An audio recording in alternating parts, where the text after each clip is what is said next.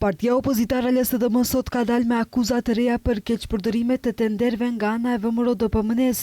Sipas opozitës maqedonase, kompania Pyramid Building Solution, që ata e quajnë kompania e preferuar e VMRO-s, nga viti 2022 ka fituar 51 tender në vlerë prej 16 milion euro nga komuna që udhëhiqen nga kryetarët e VMRO-DPM-s.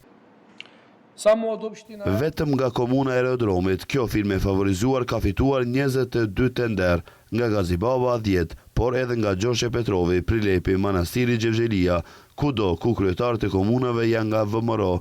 Një sere tenderesh të financuar me mjete nga Kredia Hungareze kanë përfunduar gjithashtu të kjo firmë, ndërsa parat përfundojnë të kompanitë e afërta me pushtetin, qytetarët paguajnë dhe atë me interes.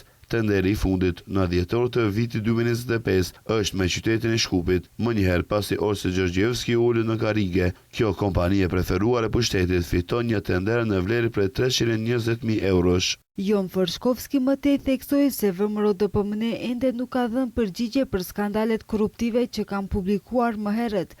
Tani për të gjithë në Maqedoni është e qartë pse vendi mbahet qëllimisht në izolim. Ja pse, përpara, për tenderet kriminal, prokuroria publike, policia financiare, antikorrupsioni, a do të vazhdojnë ende të heshtin apo më në fund do të ndërmarrin diçka për skandalit që i publikon LSDM.